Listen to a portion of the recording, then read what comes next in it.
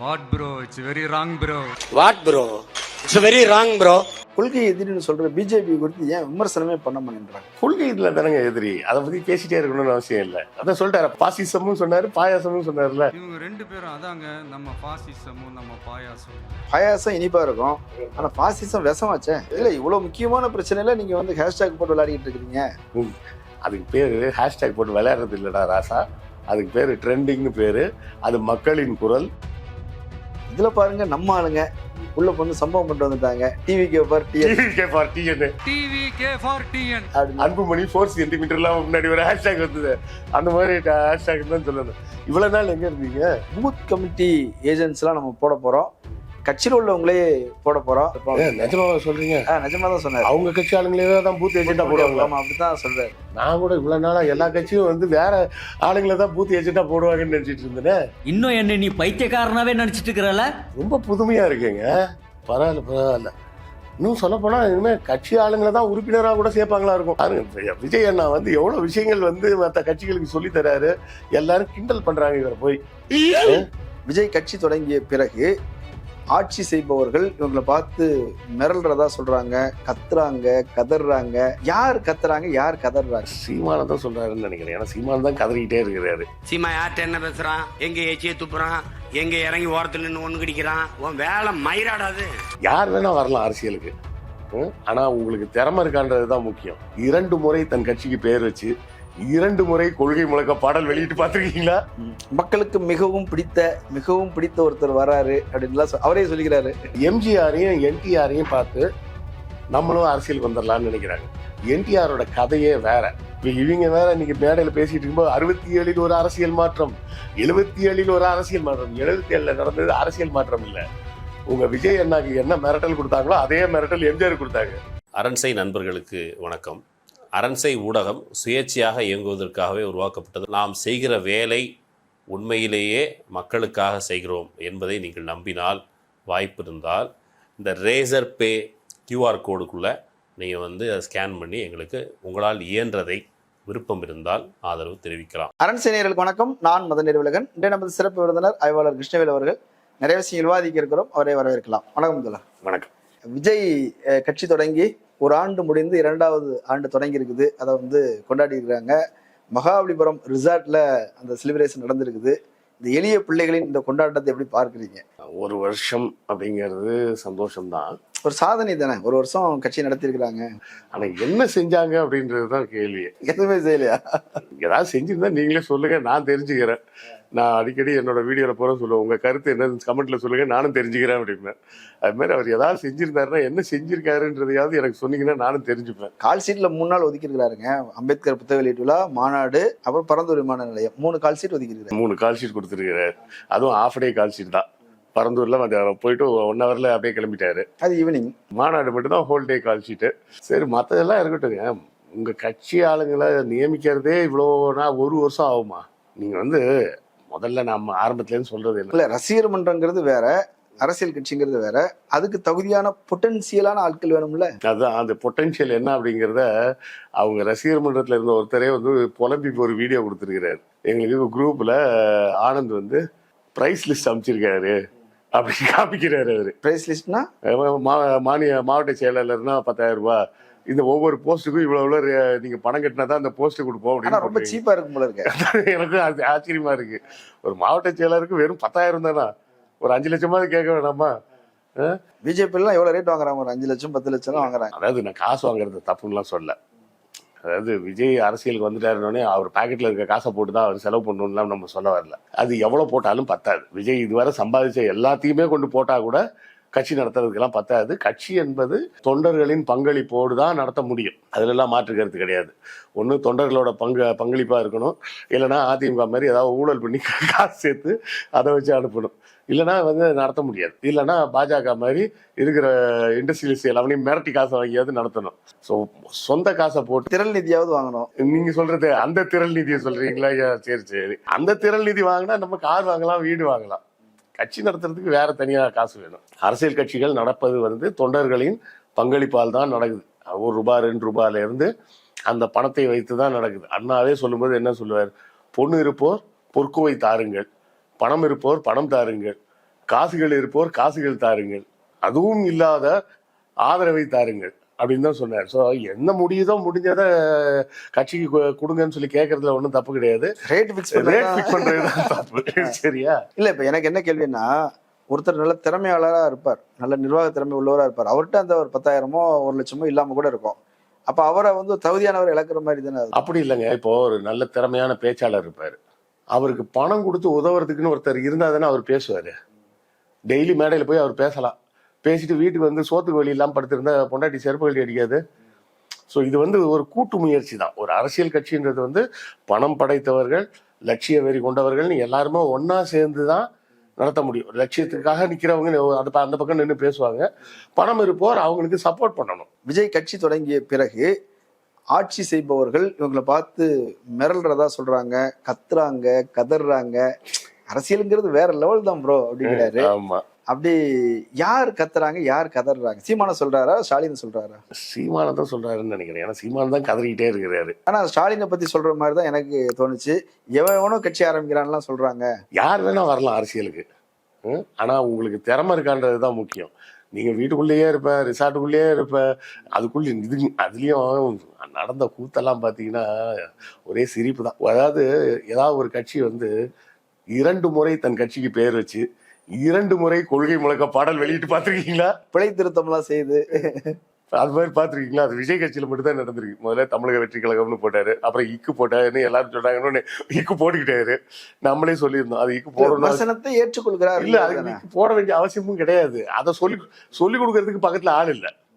இப்ப பாத்தீங்கன்னா நம்ம நண்பர் தான் அவரு ராஜ்மோகன், நமக்கு நான் கொஞ்சம் ஓரளவு நான் தெரிஞ்ச நண்பர் தான், நெருங்கிய நண்பர்னு சொல்ல முடியாது, தெரிஞ்ச நண்பர். இப்ப அவர் போனதுக்கு அப்புறம் அவர் கொஞ்சம் நல்ல சுத்த தமிழ்ல பேசுவார். இப்ப அவர் போனதுக்கு அப்புறம் கொள்கை விளக்க பாடலை மறுபடியும் ரீரைட் பண்ணி ரீஷூட் பண்ணி பிள்ளைகள்லாம் இல்லாம போன வாட்டி அப்படித்தான் போட்டு வச்சிருந்தாங்க.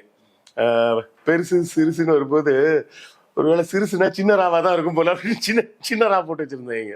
ஸோ அந்த மாதிரிலாம் மொக்கையான தவறுகள்லாம் இல்லாம இந்த முறை ராஜ்மோகனின் பங்களிப்பின் காரணமாக இந்த கொள்கை விளக்க பாடல்லாம் கொஞ்சம் நல்லதா வந்திருக்கு. ஆனா நண்பர் ராஜ்மோகன் பேசுனதுல ஒரு விஷயம் வந்து எனக்கு உறுத்தலா இருந்தது. இது அப்பாக்களின் காலம் அப்படின்னாரு. இதே இந்த அப்பாக்களின் காலம்னு சொன்ன வாய் ஏன் அம்மாக்களின் காலம்னு சொல்ல மாட்டேங்குது? அம்மாக்களின் சொத்துக்கள் எல்லாம் ஏலம் விடுறாங்களே, அதான் ஒரு வாரம் தான் ஆச்சு, அதை பத்தி ஏன் வாயே திறக்காம இருக்கிறாங்க? உடனடி எஸ்டேட்டே வந்துருச்சு, எல்லாத்தையும் ஏலத்தை விட போறாங்க. அப்போ இதை பற்றி எல்லாம் ஏன் அப்பாக்களை பற்றி பேசும் வாய்கள் ஏன் அம்மாக்களை பற்றி பேசுவது இல்லை? இல்ல நாங்க திமுக தான் எதிர்ப்போம், அதிமுக கூட்டணி வைப்போம் அப்படி ஒரு கணக்கு இருக்குல்ல. இப்போ 40 சீட்டுக்காக நாங்கள் நிற்பவர்கள் அல்லன்னு ஆதவ சொல்லியிருக்காருல்ல. எடப்பாடியாரே ரொம்ப மோசமான கிரிட்டிக்கல் நிலைமையில இருக்காரு. அவரே உனக்கு 40 சீட்டுக்கு மேல தர மாட்டேன்னு சொல்லிட்டாருன்னா உங்களுடைய நிலைமையை யோசிப்பாரு. நீங்க வந்து பாதிக்கு பாதி டீல் பேசியிருக்காங்க. 117 117 வச்சுக்க. ஆமா, நீங்க 130 வச்சுக்கீங்க, அதிமுகவுக்கு 100 கொடுங்களேன். அதாவது விஜயகாந்தே வந்து தன்னை நிரூபித்த பிறகுதான் ஜெயலலிதா சீட்டு கொடுத்தாங்க. சரியா? இல்லாமல்லாம் சீட்டு கொடுக்கல ஜெயலலிதா. 11% வாங்கினதுனால வாங்கினா சரி, 11% ஒரு சாலிடான அமௌண்ட். 41 சீட்டு கொடுத்தாங்க. அப்படின்றப்ப அவரும் ஒரு 29 சீட்டோட ஜெயிச்சாரு. ஜெயிச்சு அப்புறம் எதிர்கட்சி தலைவரெல்லாம் வந்தாரு. அப்புறம் அந்த அம்மாவே பார்த்து கேட்டாரு, நீ தான் ஊத்தி கொடுத்தியா அப்படின்னு வேற கேட்டாரு. அந்த காமெடிகள்லாம் நம்ம பார்த்துருக்கோம்னு வைங்களேன். விஜய் வந்து என்ன ஒரு தவறான சிந்தனையில இருக்கிறாருன்னா, நாம ஒரு சினிமா ஸ்டார், சூப்பர் ஸ்டார், மக்களுக்கு மிகவும் பிடித்த ஒருத்தர் வராரு அப்படின்லாம் அவரே சொல்லிக்கிறாரு. எங்க வீட்டுல பக்கத்து வீட்டுல பாத்தீங்கன்னா ஒரு குட்டி ஒண்ணு இருக்கு, ஒரு 2-2.25 வயசு இருக்கும். அதுக்கு என்ன ரொம்ப பிடிக்கும், எனக்கும் அந்த பிள்ளைய ரொம்ப பிடிக்கும். மாமா மாமா அப்படின்ட்டு வந்துட்டு சுத்திக்கிட்டே இருக்கும், பேச்செல்லாம் வரல. அதை ரொம்ப பிடிக்கும்ன்றதுக்காக அது லேப்டாப் கேட்கும், அதுக்காக கொடுத்துருவேன் நான். அது எனக்கு ரொம்ப தான் பிடிக்கும், அதுக்காக லேப்டாப் பத்தி கொடுக்க முடியும். ரசிகர்கள் வேற, ஓட்டர் வேற. அதுதான் விஷயம். அது கமலஹாசன் இப்பதான் புரிஞ்சிருக்கிறாரு அவரு. என் பையன் படிக்கிற கிளாஸ்ல வந்து 40 பசங்களும் என்ன இருக்காங்க. அதுல கிட்டத்தட்ட 30 பேர் விஜய் ரசிகர் தான். அவங்கெல்லாம் ஓட்டு போட போறாங்களா? எல்லாரும் 11ஆம் கிளாஸ் படிச்சுட்டு இருக்காங்க. இது மாதிரி ரசிகர்கள் தான் விஜய்க்கு அதிகமா இருக்காங்க. விஜயோட ரசிகர்கள்ல பெரும்பான்மையானவர்கள் <18 தான். அது வந்து <18 எந்த ரேஞ்சு வேற, 4 வயசு வேற இருக்காங்க. சரியா? அந்த ரசிகர்கள்ன்ற மனப்பான்மைன்றது வந்து சின்ன வயசுல தான் இருக்கும். உங்களுக்கு ஒரு 25-28 வயசு தாண்டும் போதே இண்டிவிஜுவாலிட்டியை பத்தி யோசிக்க ஆரம்பிச்சிருவாங்க. உலகம் புரியும், சமூகம் புரியும், இல்ல தனக்கான அடையாளம் எதுன்னு தேட ஆரம்பிப்பாங்க. அந்த டீனேஜ்ல வந்து தன்னை எது கூடவும் அடையாளப்படுத்திக்க தெரியலன்றதுனால யாரோ ஒருத்தர் கூட அடையாளப்படுத்திக்கலாம் அப்படின்னு ஆசைப்படுவாங்க. அதே ஒரு 25 வயசு தாண்டும் போது தனக்கான அடையாளம் என்ன, நமக்கு என்ன மாதிரி ஒரு வேலை இருக்கு, நான் போய் விஜய் ரசிகர் எனக்கு பொண்ணு கொடுக்கன்னு கேட்டா கொடுப்பாங்களா? இன்னொரு விஷயம் இருக்கு, விஜய் ரசிகர்னு சொல்லி பொண்ணு கேட்டா கூட அந்த பொண்ணும் விஜய் ரசிகரா இருந்தா ஒரு வேளை ஒத்துக்கிறதுக்கு வாய்ப்பு இருக்கு. நாம் தமிழர்ல இருக்குன்னு சொன்னா அதுவும் கொடுக்க மாட்டாங்க. அதாவது எல்லாருமே தப்பா நினைக்கக்கூடிய ஒரு விஷயம் என்னன்னா, எம்ஜிஆரையும் என்டிஆரையும் பார்த்து நம்மளும் அரசியலுக்கு வந்துடலாம்னு நினைக்கிறாங்க. என்டிஆரோட கதையே வேற. அவர் படம் நடித்த காலத்தில் வந்து ஆந்திராவில் வந்து சுத்தமாக மக்களுக்கு எழுத்தறிவே இல்லாத காலம். அது மட்டும் இல்ல, எதிர்கட்சியும் இல்ல, காங்கிரஸ் மட்டும் தான் இருந்தது. காங்கிரஸ் மட்டும் தான் இருந்ததுன்றது ஒண்ணு. இன்னொன்னு என்னன்னா, ஆந்திரா மக்கள் வந்து அவரை நடிகராகவே பார்க்கல, அவரை வெறும் கிருஷ்ணரா தான் பார்த்தாங்க. இன்னும் சொல்ல போனா காமெடி என்னன்னா, இந்திரா காந்தி வந்து ஹைதராபாத்துக்கு தேர்தலுக்கு பரப்புரைக்கு போன சமயத்துல என்டிஆரோட கட் அவுட்டை பார்த்துட்டு கிருஷ்ணருக்கு தான் கட் அவுட்னு நினைச்சு அவங்களே கும்பிட்டுருக்காங்க. அப்பதான் கூட இருந்தவங்க இல்லைங்க அவர் தான் நமக்கு ஆப்போனன்ட் அப்படின்ட்டாங்களாம். அப்பவே சொல்லிட்டாங்களா அப்ப நம்ம ஜெயிக்கிறது கஷ்டம் தான் அப்படின்ட்டாங்களாம். ஏன்னா அங்க பார்த்தது வந்து அவரை கடவுளாவே பார்த்துக்கிட்டு இருந்தாங்க. திருப்பதியில இருக்க ஏழுமலை வெங்கடேசன் தான் இங்க இருக்காரு அப்படின்னு நினைச்சுக்கிட்டாங்க. எம்ஜிஆரோட கதை வந்து டோட்டலா வேற. எம்ஜிஆர் வந்து முதலில் அரசியல் சார்ந்தவராகத்தான் அறியப்பட்டார். எம்ஜிஆரை பார்க்கும்போதே அவர் பெரியாரின் சீடன், அண்ணாவின் தம்பி, அண்ணாவின் இதய கனி. அண்ணாவே ஒரு மேடையில் சொல்லியிருந்தார், ஒரு கனி ஒன்று என் மடியில் விழுந்தது, அதை எடுத்து என் இதயத்தில் வைத்துக் கொண்டேன், என் இதய கனிதான் தம்பி ராமச்சந்திரன் அப்படின்லாம் அவர் பேசியிருக்கிறாரு. அவருக்கு தனிப்பட்ட அரசியல் அடையாளம் இருக்கு. இன்னைக்கும் அந்த படத்தை எடுத்து போட்டு பாருங்க, அன்பேவா பாட்டே அதுதான், சட்டையே தான், கருப்பு சிவப்பு தான் சட்டை. புதிய சூரியனின் பார்வையிலே முதல்ல உதய சூரியனின் பார்வையிலே தான். நீங்க ரெக்கார்ட்ல அந்த பழைய ரெக்கார்ட்னு சொல்லுவாங்களே, அதுல கேட்டீங்கன்னா உதய சூரியன் தான் இருக்கும். அது வந்து இதுல வந்து மாத்தி விட்டாங்க, புதிய சூரியன் சென்சார் மாத்தினதுனால படத்துல மட்டும் ஆடியோ வந்து புதிய சூரியனின் பார்வையிலேன்னு வரும். இதை விட இன்னொரு படத்துல வந்து அதுல வந்து ஒரு எம்ஜிஆர் வந்து ஒரு இடத்துல கட்டியே போட்டு வச்சிருப்பாங்க, அதனால கூணாவே இருப்பார். அவரை கூட்டு வந்து மனுஷனா மாத்துறதுக்கு ஜெயலலிதா வந்து சொல்லி கொடுக்குறப்ப, அதோ பார் அதுதான் உதயசூரியன், அதுதான் நம் வாழ்வில் வெளிச்சத்தை தரும். இப்படி தொடர்ச்சியாக அந்த காலத்துல வந்து இப்பெல்லாம் நிறைய பயப்படுறாங்க டைரக்டர்ஸ் எல்லாம். அப்பெல்லாம் யாருமே பயப்பட்டதே கிடையாது. அவர் KR ராமசாமியா இருக்கட்டும், எம்ஜிஆராக இருக்கட்டும், கலைஞராக இருக்கட்டும், அண்ணாவாக இருக்கட்டும், சாரா மாதிரி அவ்வளோ வைப்பாங்க. பராசக்தியில டயலாகே வச்சிருப்பாரு, எங்க உங்க அண்ணன் அப்படிப்பாரு. எங்க அண்ணாவா திராவிட கழக மாநாட்டுக்கு போயிருக்காரு, எங்க அண்ணாவுக்கும் எங்க தந்தையாருக்கும் சற்று மனத்தாங்கல், அப்படியே தந்தை அண்ணா அப்படின்னு இப்படிலாம் டயலாகே நேரா வச்ச காலம். இப்பதான் எல்லாம் பயப்படுறாங்க. அப்போ எம்ஜிஆர் வந்து அண்ணாவின் வழியில போகக்கூடியவர், அண்ணா தான் நமக்கு எல்லாம் அப்படின்னு சொல்லி தமிழ்நாடு 67 முடிவு பண்ணிட்டாங்க. அப்படி முடிவு பண்ணி இருக்கப்போ இவர் வந்து உள்ள பூந்து குட்டையை குழப்பி 77 நாசம் பண்ணிட்டு போயிட்டாரு. இப்ப இவங்க வேற இன்னைக்கு மேடையில பேசிட்டு இருக்கும்போது 67 ஒரு அரசியல் மாற்றம், 77 ஒரு அரசியல் மாற்றம். 77 நடந்தது அரசியல் மாற்றம் இல்ல. உங்க விஜய் அண்ணாக்கு என்ன மிரட்டல் கொடுத்தாங்களோ அதே மிரட்டல் எம்ஜிஆர் கொடுத்தாங்க. என்னன்னா அப்ப வந்து உலகம் சுற்றும் வாலிபன் படம் எடுக்க போறாரு. நீங்க ஃபாரினுக்கு பணம் கொண்டு போறீங்கன்னா ஃபெமா அப்படின்னு பேர், ஃபெமா கிளியரன்ஸ் வாங்கணும். ஃபெமா கிளியரன்ஸ் வாங்காம கொண்டு போய் பணத்தை செலவு பண்ணிட்டு வந்தீங்கன்னா ஃபெரா ஆக்ட் உங்க மேல வந்துடும். ஃபெரா ஆக்ட்ல உன்னை கேஸை போட்டு உள்ள வைக்கவா, கட்சியை உடைக்கிறியா அப்படின்ட்டாங்க. ஏன்னா திமுக வந்து அப்பயே தெரிஞ்சு போச்சு அவங்களுக்கு, எமர்ஜென்சியில கூட அசையல கட்சி அப்படின்னு. அப்போ சரி, ஃபெரால உள்ள போறதை விட எம்ஜிஆர் அரசியல் வாழ்க்கையே ஊழல்ல தான் ஆரம்பிக்கவே செய்யுது. ஊழல் மற்றும் துரோகத்துல தான் ஆரம்பிக்குது. அதுக்கப்புறமும் பாத்தீங்கன்னா எரிசாராய ஊழல், எரிசாராயத்தை கேரளாக்கு அனுப்புறதுல வந்து ஏகப்பட்ட குளறுபடி பண்ணி ஏகப்பட்ட கமிஷன் அடிச்சு அந்த கேஸெல்லாம் வந்துடும் பயந்து போய் மறுபடியும் போய் இந்திரா காந்தி கூட கூட்டு வச்சாரு. இந்திரா காந்தியே என்ன சொல்லுவாங்க தெரியுமா, கருணாநிதி கூட்டணி வைத்தாலும் அந்த கூட்டணி நேர்மையாக இருக்கும், எதிர்த்தாலும் நேர்மையாக தான் எதிர்ப்பாரு.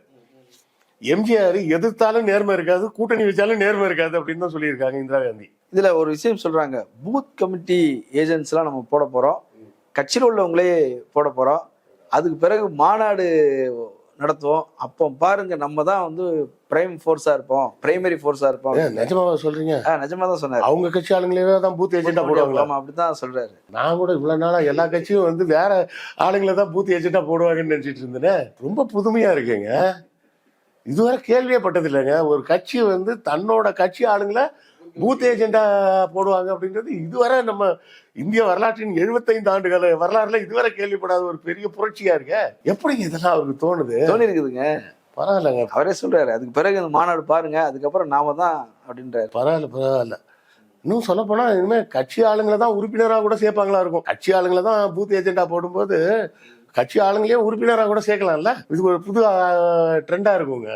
இதை மற்ற கட்சிகளும் ஃபாலோ பண்ணி அவங்கவுங்க கட்சி ஆளுங்களெல்லாம் கட்சி உறுப்பினராக போட்டு கட்சி ஆளுங்களையே பூத் ஏஜெண்டாலாம் போடணும். பாருங்க, விஜய் அண்ணா வந்து எவ்வளோ விஷயங்கள் வந்து மற்ற கட்சிகளுக்கு சொல்லி தராரு. எல்லாரும் கிண்டல் பண்றாங்க இவரை போய். ரொம்ப மனசு வலிக்குதுங்க. எவ்வளவு ஒரு புதிய பார்வையோடு புதிய சிந்தனையோட வந்திருக்கிறாரு. அந்த மாநாடு போட்டா வந்து மக்கள் நம்புவாங்கன்னு சொல்றாரு. நம்ம தான் ஆட்சிக்கு வர போறோம் நம்புவாங்க, அவ்வளவு ஸ்ட்ரென்த் இருக்குது எங்களுக்கு. அப்ப முதல் மாநாட்டுக்கு வந்தவங்க எல்லாம் யாரு? அது ரசிகர்கள். அவங்க எல்லாம் ரசிகர்களா? விஜய் பக்கம் வந்தாங்க. சரி. இனிமேதான் கட்சி ஆளுங்க வருவாங்க. இனி கட்சி ஆளுங்க வருவாங்க. அப்படி சொல்லியிருக்காருங்க. ரசிகர்களை போட மாட்டேன், கட்சி ஆளுங்களை போடுவேன்னு சொல்லியிருக்காரு. நீங்க அதாவது ரொம்ப மோசமா கிண்டல் பண்றீங்களேங்க. தெளிவா தான் சொல்லியிருக்கேன். ரசிகர்களை நான் போட மாட்டேன், கட்சி ஆளுங்களை தான் போடுவேன்னு சொல்லியிருக்கேன். இப்ப புதுசா ஒரு பிரச்சனை ஒண்ணு வந்திருக்குது, மும்மொழி கொள்கை. அதுல வந்து திமுகவும் அதாவதுங்க நம்ம பாசிசமும் பாயாசமும் ஹேஷ்டாக் போட்டு விளையாடிக்கிட்டு இருக்கிறாங்க. இதுல பாருங்க நம்ம ஆளுங்க உள்ள வந்து சம்பவம் பண்ணிட்டு வந்துட்டாங்க. டிவிகே ஃபார் டிஎன் அன்புமணி 4 சென்டிமீட்டர்லாம் முன்னாடி ஒரு ஹேஷ்டாக் வந்தது. அந்த மாதிரி ஹேஷ்டாக் தான் சொல்லணும். இவ்வளவு நாள் எங்க இருந்தீங்க? இது எத்தனை நாளா பத்தி எரியுது? இல்ல இவ்வளவு முக்கியமான பிரச்சனையில நீங்க வந்து ஹேஷ்டாக் போட்டு விளையாடிட்டு இருக்கீங்க. அதுக்கு பேரு ஹேஷ்டாக் போட்டு விளையாடுறது இல்லடா ராசா, அதுக்கு பேரு ட்ரெண்டிங்னு பேரு. அது மக்களின் குரல் வட இந்தியா வரை ஒலிக்கிறது. நேற்று கூட ஒரு வீடியோ பார்க்குறேன். யாரோ ஒருத்தன் டெல்லியில இருந்து ஒரு வீடியோ போட்டிருக்கான். ஏதோ ஒரு ஐஏஎஸ் ஸ்டடிஸாக இருக்கலாம். ஏன் தமிழ்நாடு மும்மொழி கொள்கையை ஒத்துக்கொள்ள மாட்டேங்கிறது, அது சரியா? அது சரிதான் அப்படின்னு கன்க்ளூஷன் கொடுத்து அவங்க பேசி வச்சிருக்கிறான். அவன் அப்படி டெல்லியில யாரோ ஒரு இந்திக்காரன் உட்காந்து பேசுறதுக்கு காரணம் என்ன? இந்த ட்ரெண்டிங். மொத்த தமிழ்நாடும் வேணான்னு சொல்லுது. அதுல அவனே சொல்றான், டிஎம்கே மட்டும் சொல்லலைங்க, ஏடிஎம்கேவும் சேர்த்தான்னு சொல்றாங்க. இப்போவாது விஜய் ஒன்று புரிஞ்சுக்கணும்.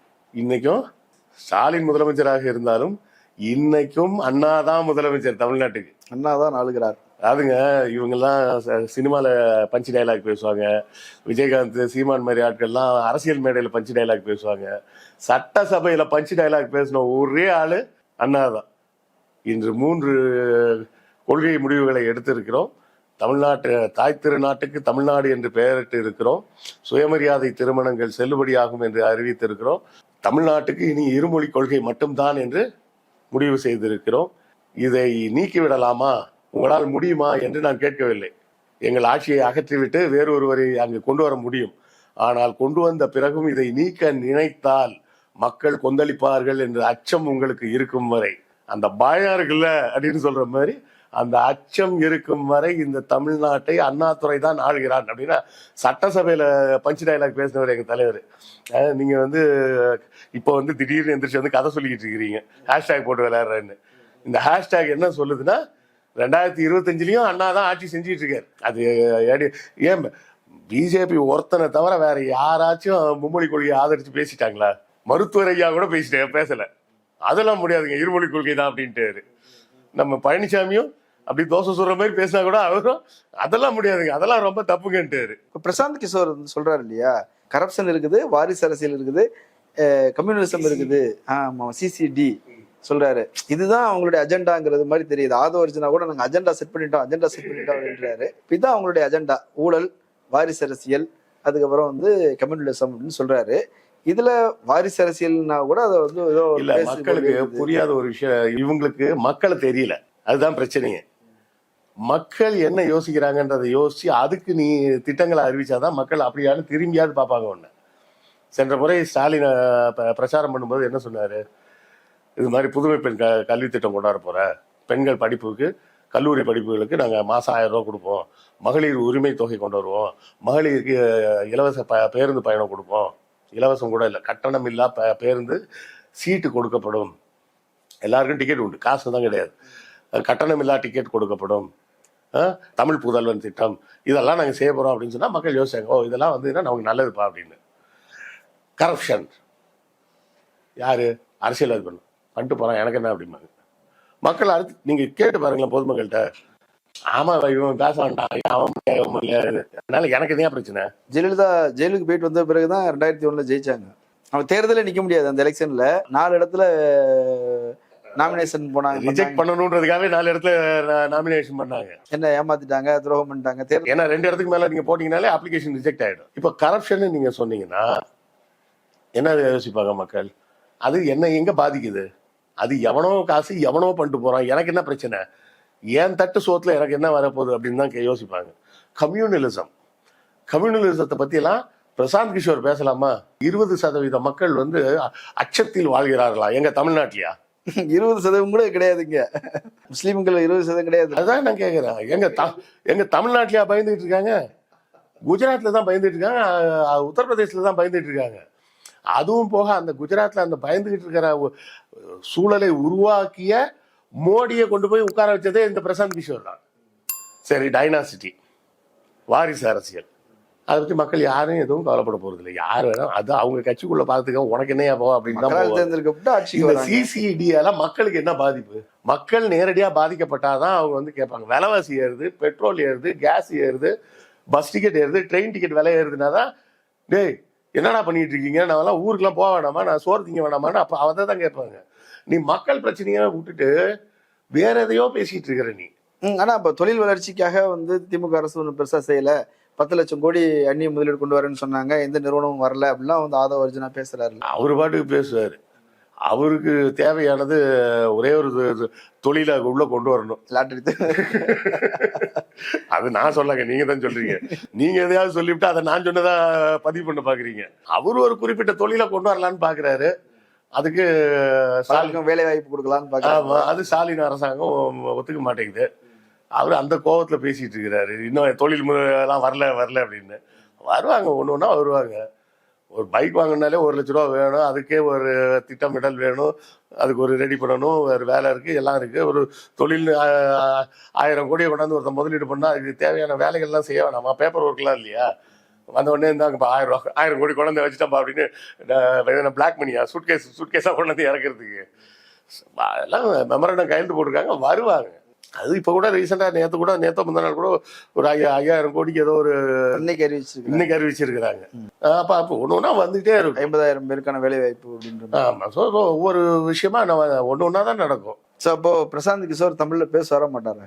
ஒருத்தர் வந்து செருப்பு போட மாட்டேன்னு சொல்லிட்டு இருந்தாரு, அப்புறம் பார்த்தா ஷூ போட்டு டெல்லிக்கு போயிருக்காரு. இப்ப இவரு நான் தமிழ் கத்துக்கிறேன் பாரு அப்படின்னு இருக்காங்க. என்ன தைரியம்னா எப்படியும் நடக்காது, அதனால தைரியமா சொல்லிடலாம். தமிழ் எது கஷ்டப்பட்டு தமிழ் கத்துக்கிட்டு எஃபர்ட் எல்லாம் போட்டுக்கிட்டு.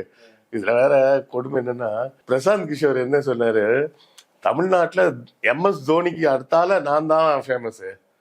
நீ ஃபேமஸ், நீ யாரையா சொன்னா? நீ வந்து இன்ஃபேமஸ், நீ வந்து ஃபேமஸ் கிடையாது, இன்ஃபேமஸ், நெகட்டிவா பப்ளிசிட்டி ஆன ஆளு.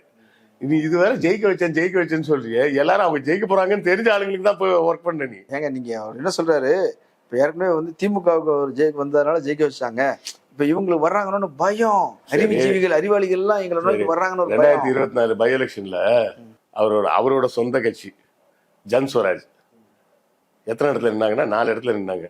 3 பேர் டெபாசிட்டே வாங்கல. ஊகால நிப்பாட்டி உன் கட்சின்னு சொல்லி உனக்கு டெபாசிட் கூட வாங்க முடியல பீகார்லயே. இதுல நீ வந்து தமிழ்நாட்டுல வந்து கழட்டி மாட்டிட போறியா விஜய்க்கு? அதெல்லாம் என்ன சொல்றது, ரொம்ப கொடூரமா இருக்குது அதெல்லாம் பாத்துக்கிட்டு இருக்கும்போது. இதுல வேற MS தோனிய மக்களுக்கு பிடிக்கும்னா மக்களுக்கு மட்டும் இல்ல, கலைஞருக்கே பிடிக்கும். கலைஞருக்கு பிடிச்ச 2 கிரிக்கெட்டர்ஸ் வந்து பெரிய கிரிக்கெட்டர்ஸ்னா கபில் தேவ், 2 கேப்டன் தான் கபில் தேவ் அண்ட் MS தோனி தான். காரணம் என்னன்னா 2 பேரும் நான் பிராமின். அது மட்டும் இல்ல, இன்னொரு செய்தி என்னன்னா, எனக்கு கிரிக்கெட்டை பத்தி பெருசா தெரியாதுதான், எனக்கு எப்படி விளையாடுவாங்கன்னு கூட தெரியாது. ஆனா எனக்கு தெரிஞ்ச ஒரு செய்தி என்னன்னா, இந்த 2 பேர் கேப்டன்ஷிப்ல மட்டும்தான் வேர்ல்டு கப் ஜெயிச்சிருக்கு இந்தியா, மத்த எப்பவுமே ஜெயிச்சது கிடையாது.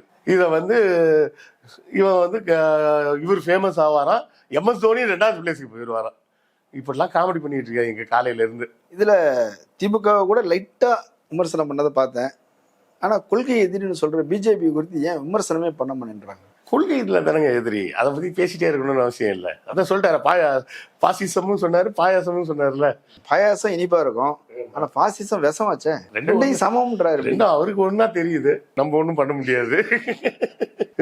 எனக்கு அதான் புரியல. கொள்கையில ஒருத்தனுக்கு எதிரியா இருந்துட்டு இன்னொருத்தன் அரசியல் எப்படிங்க எதிரியா இருக்கும்? கொள்கை காரணமா தான் எதிரி, அப்புறம் எப்படி கொள்கை? அவன் எப்படி அரசியல் எதிரியா இல்லாம போயிடுவான்? உன் கொள்கை எனக்கு பிடிக்காது, ஆனா அவங்க கூட கூட்டணி வேணாலும் வச்சுப்பேன் அப்படின்னு சொல்ல போறாரா? இல்ல உனக்கு எனக்கும் பிரச்சனை இல்ல, நான் உங்களை தொல்லை பண்ண மாட்டேன், தயவு செய்து நீங்க எங்களை தொல்லை பண்ண. இந்த இடத்துல இப்ப நம்ம இதை சொல்லிட்டோம்ல, உடனே வந்துருவாங்க. வாஜ்பாய் காலத்துல திமுக போய் கூட்டணி வச்சுதே. திமுக கூட்டணி வச்சதுக்கு காரணம் என்ன தெரியுமா? அது நிறைய பேருக்கு தெரியாது. கலைஞரே சொன்னது, எங்க ஐயா சுபவிட்ட சொன்னது, சுபவி ஐயிட்ட நானே கேட்டிருக்கிறேன் அவர்கிட்ட. இவ்வளவு எல்லாம் நம்ம பேசுறோம், ஐயா எதுக்கு போய் நம்ம பாஜக கூட போய் வாஜ்பாய் காலத்துல கூட்டணி வச்சோம்? இதே கேள்வி எனக்கும் இருந்தது. நான் கலைஞர்கிட்ட போய் கேட்டேன். அப்ப ஐயா என்ன சொன்னாங்க அப்படின்னு. அவர் சொன்னார என்னன்னா, ஜெயலலிதா என்ன சொன்னாங்களாம், திமுகவை கலைக்கணும், ஆமா ஆட்சியை கலைக்கணும், கலைச்சாதான் நான் ஆதரவு கொடுப்பேன் அப்படின்றாங்க. கொடுக்க முடியாதுன்னு இவர் வாஜ்பாய் அதெல்லாம் கலைக்க முடியாதுங்க அப்படின்ட்டாரா. கலைக்க முடியாதுன்னு சொன்ன காரணத்தால வாபஸ் வாங்கிட்டாங்க. இந்த செய்தியை கேட்ட உடனே தான் கலைஞர் என்ன பண்றாரு, லிமிடெட் பிளான், குறைந்தபட்ச வேலை திட்டம் அப்படின்ற மாதிரி ஒரு திட்டத்துல வேணா நம்ம வேலை செய்வோம், நான் உங்களுக்கு ஆதரவு தரேன், என் ஆட்சியை காப்பாற்றுவதற்காக உங்க ஆட்சியை தியாகம் பண்ண ரெடி ஆயிட்டீங்கல்ல, அப்படின்னா நான் உங்களுக்கு சப்போர்ட் பண்ண வேண்டியது என்னுடைய தார்மீக கடமை. அது மட்டும் இல்லாம ராமர் கோயில் விவகாரம் எடுக்கக்கூடாது, சிவில் கோடு, இந்த விஷயங்கள் எதுவுமே பண்ணக்கூடாது, 370 அதெல்லாம் சொல்லி உங்களுடைய பிரதான அரசியல் எல்லாம் ஓரம் வச்சுட்டு நிர்வாகம் பண்ணுங்க, அவ்வளவுதான், நான் ஆதரவு தரேன்.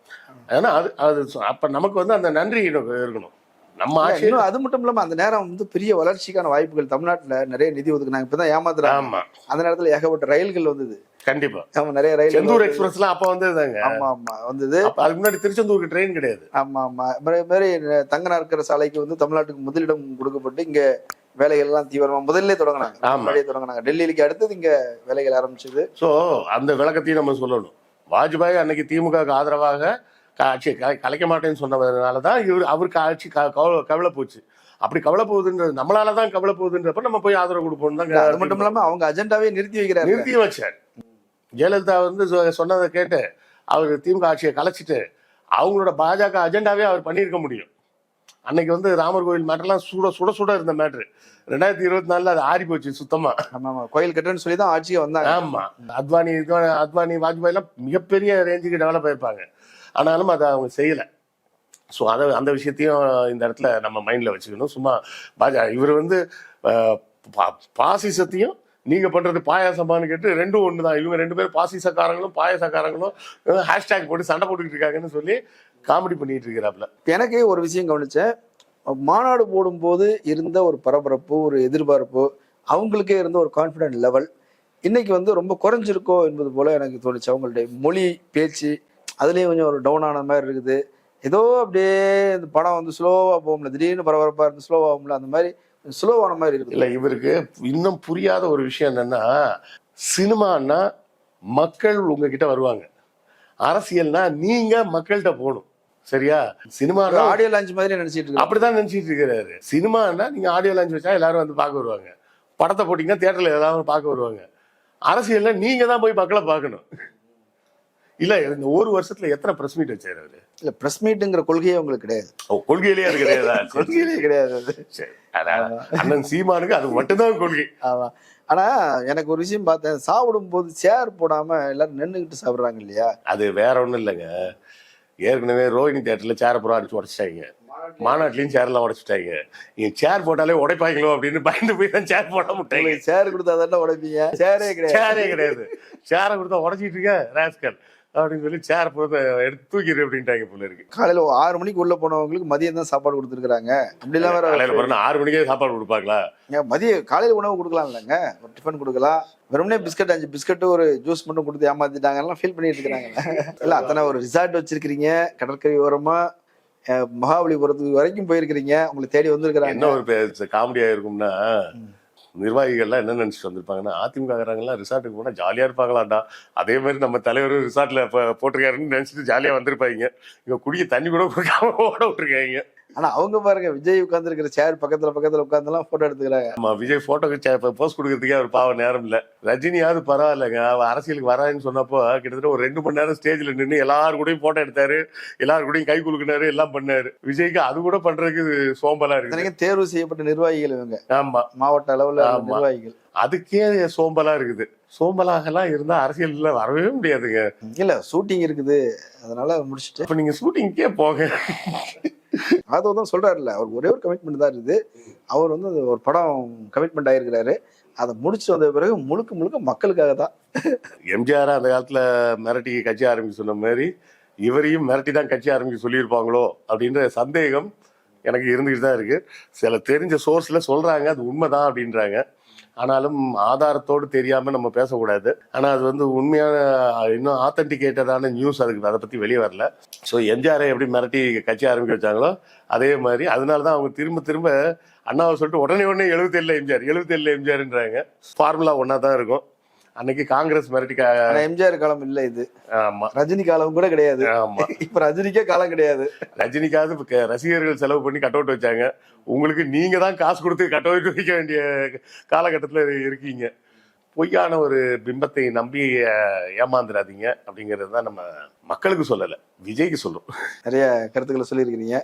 மக்கள் பரிசீலிக்கட்டும். கலந்து கொண்டு கருத்துக்களை பகிர்ந்ததுக்கு நன்றி. நன்றி. நேரில் மற்றொரு விருந்தினரோட மீண்டும் சந்திக்கலாம். நன்றி.